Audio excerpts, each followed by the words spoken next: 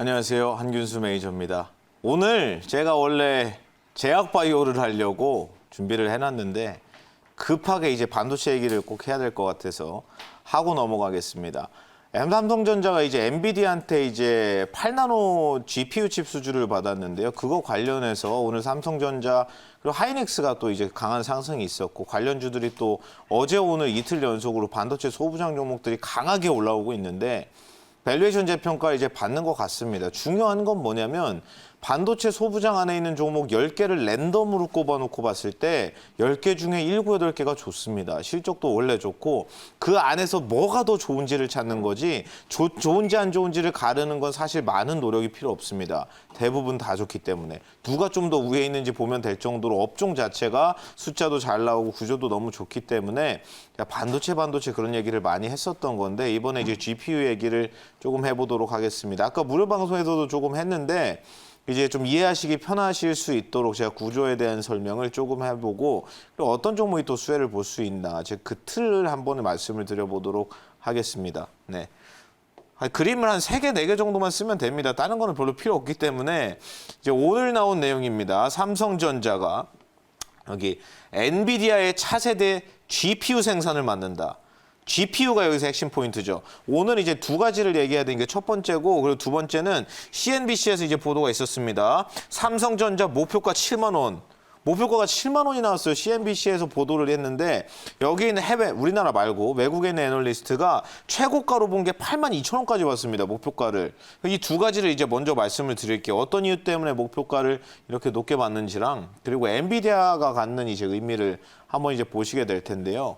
엔비디아라는 회사는 이제 뭐 잘 들어보셨겠지만 이제 젠슨 황이라는 사람이 있습니다. 젠슨 황이라는 이제 아저씨가 있는데 그 뭐라고 부르냐면은 IT 하시는 분들이 우리 황 회장님이라고 불려요. 황 씨라고 해가지고 대만 사람입니다. 근데 뭐 젠슨 황이라는 사람이 원래 뭐 하던 사람이냐면은 이게 엔비디아가 어떻게 걸어왔는지 회사가 걸어온 길을 보면 이제 미래가 좀 보이겠죠. 엔비디아라는 회사도 되게 좋은 회사이기 때문에 말씀을 드리는 겁니다. 이 사람이 원래 뭐 하던 사람이냐면 AMD 아시죠? 또 암드라고 부르시던데 AMD.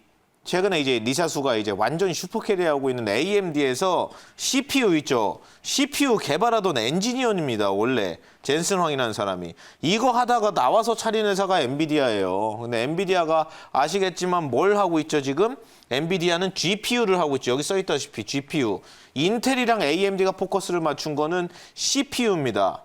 그리고 엔비디아가 맡은 건 GPU죠. 그러면 여기서 말씀을 드렸습니다. 젠슨 황이 AMD에 있을 때 CPU를 설계하고 개발하던 사람인데 나와서는 CPU를 안 하고 GPU를 만들었어요. 왜 그랬을까요? 뭐가 다른지를 아시면 저희 구조가 쉬운데 첫 번째로 나오자마자 CPU를 이거 안 돼 하고 GPU를 갑자기 개발하려고 한 큰 이유가 뭐였냐면은 지금 나와가지고 CPU 만들면 어차피 인텔이랑 AMD 죽어도 못 이긴다. 틈새 시장 우리는 찾자라고 해가지고 이제 GPU라는 개념을 이제 갖고 나왔는데 이게 언제냐면 1999년입니다. 20년 전인데 20년 전에 젠슨 황이 GPU라는 개념을 갖고 나왔을 때 시장에서 뭐라고 했냐면은 그게 뭐냐고 했습니다. 다.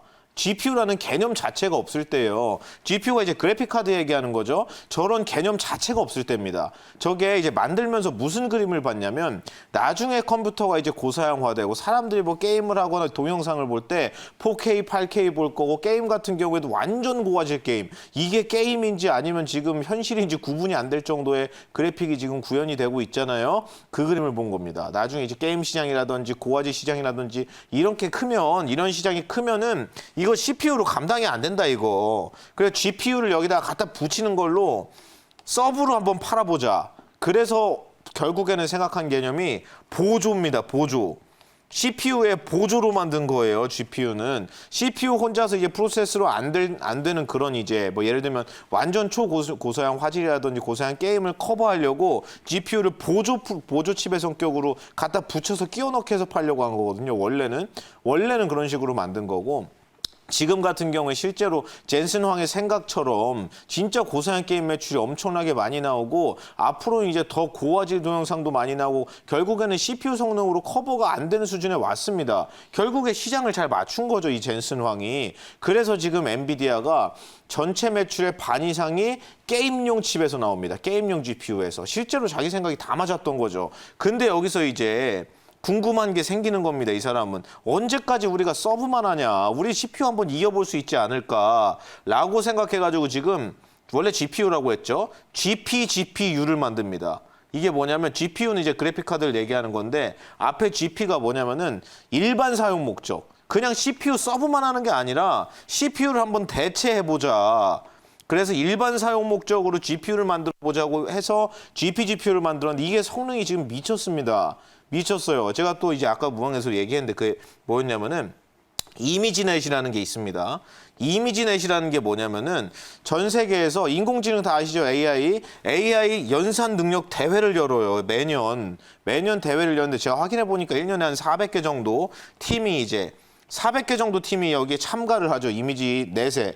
근데 2012년에 8년 전입니다. 2012년에 우승한 팀이 처음으로 GPU로 우승을 했어요. 그전엔 무조건 인텔의 CPU였습니다. 무조건. 근데 2012년에 갑자기 우승팀이 엔비디아의 GPU를 들고 우승을 해버립니다. 그 다음부터 이제 어떻게 됐을까요? 그 다음부터 참가팀이 400여 개인데 누구는 인텔 CPU 칩 쓰고 누구는 GPU 쓰고 이렇게 나눠졌겠죠.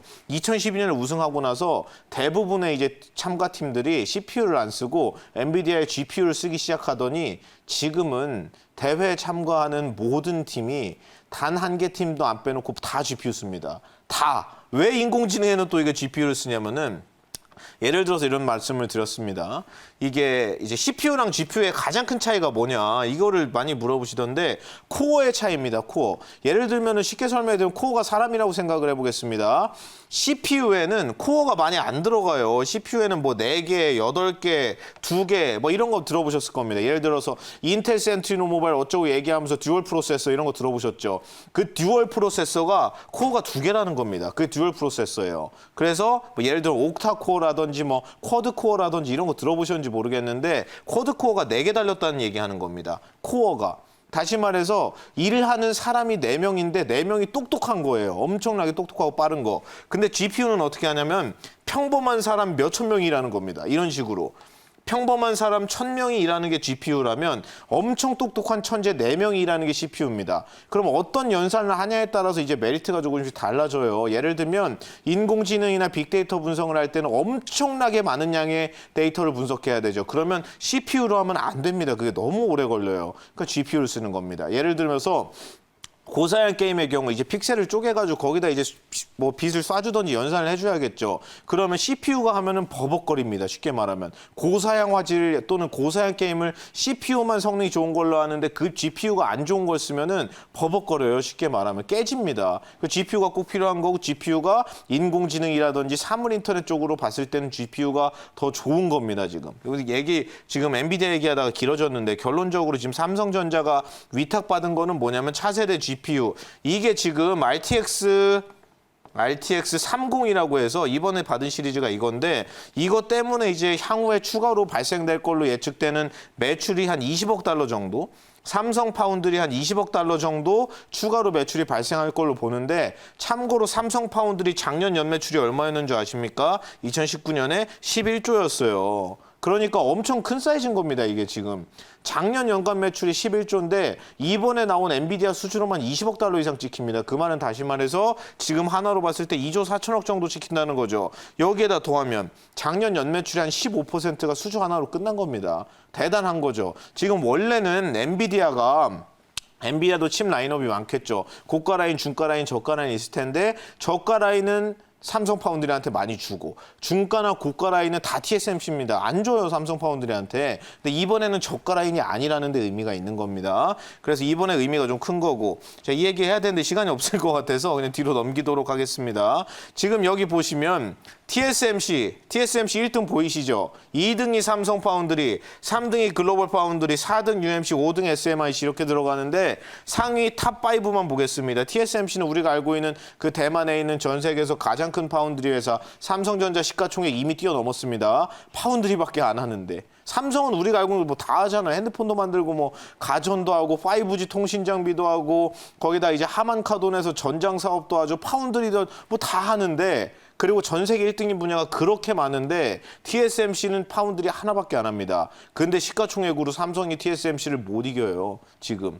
그 정도로 파운드리가 이제 시가총액 평가를 잘 받고 있고 글로벌 파운드리 같은 경우에는 아까 말씀드린 AMD 있죠. 여담입니다만 AMD의 생산 사업부가 따로 분사해서 찢어 나온 겁니다. 원래 AMD랑 같은 회사였어요. 글로벌 파운드리가. 그래서 AMD는 지금은 생산하는 사업부가 없어요. 설계만 합니다. 지금은 없어요. 그리고 UMC 같은 경우에 이제 대만 회사인데 이 회사는 어떤 일이 있었냐면은 예전에 한 2년, 3년 전 정도인 것 같은데 중국에서 푸젠지라라는 회사가 정부에서 7조 4천억 부어가지고 만든 메모리 반도체 회사인데 그 회사가 메모리 자립하겠다고 UMC라는 회사 있어요. 이 회사는 파운드리라는 회사죠. 중요한 건 얘네도 반도체 하는 회사긴 한데 메모리 몰라요, 얘네도. 근데 중국에 있는 푸젠지라라는 회사가 UMC에 있는 기술진 한 200에서 300명 정도를 데리고 옵니다. 그다음 중국에다가 공장 라인을 깔아요. 반도체 만들겠다고. 그 라인을 알아서 이제 이미 다 깔아놨습니다.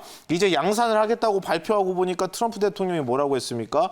야, 이거 마이크론 거랑 똑같네? 공장 바로 문 닫았습니다. 7조 원 들였는데 다 휴지됐어요, 이거. 그러자마자 푸젠지난 제재 때문에 사실상 거의 거의 이제 뭐 식물인간처럼 아무것도 할 수 없는 식물 회사가 그냥 돼버렸고, 그 다음에 이제 여기 보시면 UMC에서 이제 기술 자립 도와줬던 UMC 큰일 났죠. 발등에 불 떨어졌죠. 200명, 300명 연구진 파견했던 거 그대로 빠꾸해가지고 푸젠지나 잘못했다고 바로 미국 동조했습니다. 같이 죽을까 봐. 그래서 UMC가 그런 거 했던 회사고 SMIC가 이게 중요한 회사인데 SMIC가 지금 중국에서 반도체 굴기의 핵심입니다. SMIC가 중국 이제 거래소 상장을 지난달인가요? 지지난달에 했는데 저희 중국 같은 경우에는 저기 상장하는 날 상한가가 없습니다. 상장하는 첫날 200% 넘게 올랐어요. 상장한 첫날 SMIC가 왜 그러냐면 시주석이 그냥 대놓고 SMIC에 모든 지원을 다 해주고 있습니다. 얘가 지금 14나노까지 이제 한 해 만에 이러고 있는데 얘가 만약에 7나노 가버리잖아요. 그럼 트럼프 대통령이 하고 있는 화웨이 제재가 의미가 없어집니다, 지금. 그러니까 이거 빨리 하라고 지금 모든 돈을 다 밀어주고 있어요. 모든 지원이라든지. 그래서 뭐 그런 상황인 거고 결론적으로 이제 앞으로 가게 되면 삼성전자가 3나노를 조금 더 빨리 갈 거라고 얘기하는데 얼마 전에 한 2주 정도 전이었던 것 같은데 TSMC가 2나노 가겠다고 발표했습니다. 미쳤어요, 완전히 속도가 지금. 그래서 TSMC랑 삼성전자랑 피 튀기는 싸움하고 있는 거고 지금 공정 라인을 보시면 여기 있죠. 10나노 언더까지 갈 수 있는 회사가 지금 없어요, 몇 개. 14나노에서 SMIC 지금 중국이 넘어오라고 하는데 못 넘어오고 있죠. UMC 못 넘어오죠. TSMC는 넘어갔죠. 글로벌 파운드리는 7나노 포기했습니다. 아예 포기하고 안 한다고 한 상태고 삼성은 넘어갔고 지금 인텔이랑 여기 삼성, 인텔, TSMC 3개가 남았는데 인텔도 가려고는 하지만 사실상 못 오고 있습니다. 인텔이 지금 10나노에서 멈춰 있어요. 7나노 가려고 하는데 기술력이 안 나오고 수율이 안 따라와가지고 10나노 제품군을 확대하겠다. 7나노는 지금 어렵다고 얼마 전에 발표했습니다. 결론적으로 TSMC랑 삼성밖에 못해요, 지금. 10나노 언더는. 삼성도 이제 돈이 없는 회사는 아니니까 앞으로 계속해서 잘 따라갈 거고 삼성 파운드리가 크면 얘네가 크는 겁니다. 이게 핵심이에요. 삼성 파운드리가 크면 뭐가 수혜입니까? 수혜주가 많죠. 보통 이제 메모리 라인에 들어가는 것도 장비가 겹치는 경우가 많기 때문에 같이 성장하는 애들이 많기는 한데 같이 크면 이런 애들이 크는 겁니다. 여기 보시면 이걸 왜 갖다 보여드렸냐면은 이 ASE라는 회사 있죠. 암코라는 회사 있죠. 이런 회사들이 지금 참고로 ASE가 이제 전 세계 파운드리 1등인데 여기 탑10 10개 안에 들어가는 것 중에 대만 회사가 6개입니다. 6개. 왜 대만 회사가 외주 후공정 탑10 중에 6개나 속된 말로 다 해먹고 있을까요? TSMC가 파운드리가 크니까 이쪽에 낙수 효과가 집중되는 겁니다. 다시 말해서 TSMC가 크면 얘네가 무조건 커요. 같이 크는 겁니다. 파운드리가 못 크면 몰라도. 그래서 ASE 같은 전 세계 1등 외주 공정 회사가 시가총액이 지금 10조 원입니다. 10조 원. 여기 탑10 안에 대한민국 회사 명함도 못 내밀고 있죠. 10조 원짜리인데 1등 회사가 매주만 하는데도 시가총액이 10조입니다, 지금. 근데 여기에서 이제 들어갈 수 있는 나중에 이제 저 장밋빛 미래를 놓고 봤을 때 삼성 파운드리가 크면 안 크면 어쩔 수 없지만 삼성 파운드리가 크면 같이 클 수 있는 애들 중에 이게 밸류가 계속 바뀌거든요. 업황이 기술력이 계속 바뀌고 밸류 평가도 계속 바뀌다고 이제 컨센서스도 자주 바뀌거든요. 그러니까 중간중간에 이제 우선순위가 바뀌는데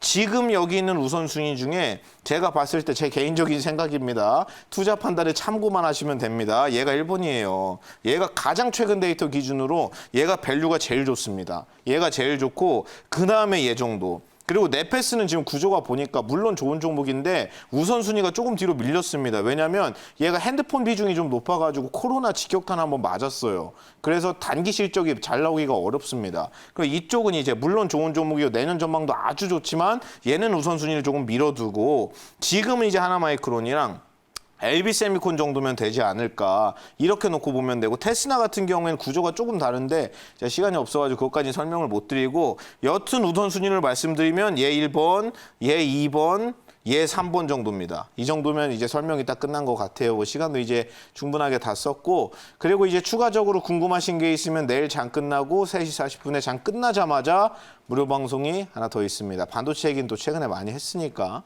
뭐 5G라든지 아니면 뭐 그린뉴딜 후발주라든지 이런 밸류 좋은 종목 다 아시겠지만 저는 테마주 그냥 아예 안 해요. 아시겠지만 저는 회원방에서도 안 하고 추천 때도 안 합니다. 만약 하더라도 300만 원, 400만 원 많이 사야 500만 원 무조건 이렇게만 하지 숫자 안 나오는 종목 그냥 기본적으로 안 건드린다고 보시면 됩니다.